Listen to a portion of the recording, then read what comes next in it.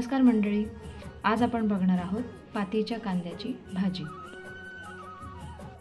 ही भाजी तुम्ही चपाती बरोबर किंवा रोजच्या जेवणात भात आमटी बरोबर सुद्धा खाऊ शकता।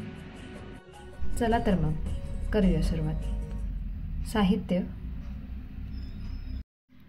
खोबरं, अर्धी वाटी बेसन, हिंग, मोहरी, लाल तिखट आणि कांद्याची पात बारीक चिरून घेतलेली आहे। एक मोठी कढई घेतलेली आहे, त्यात आपण तेल गरम करायला ठेवणार आहोत। हिंग आणि मोहरीची फोडणी देणार आहोत। जशी फोडणी आपली तडतडायला लागली की त्यात आपण हा जो पातीचा कांदा आहे, जो आपण बारीक चिरलेला आहे, तो घालणार आहोत। जसं तुम्ही बघता मी थोडाच घातलेला आहे।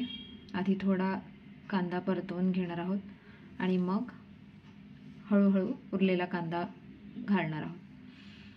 कांदा पूर्ण घातल्यावर आपण लाल तिखट आणि हळद सुद्धा थोडी ॲड करणार आहोत। माफ करा, हळद आधी सांगायला मी विसरले होते। थोडंसं चवीपुरतं मीठ घालणार आहोत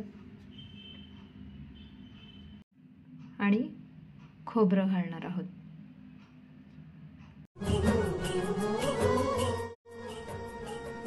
आता त्यात अर्धी वाटी बेसन आपण ॲड करणार आहोत आणि व्यवस्थित ही भाजी आपण मिक्स करून घ्यायची।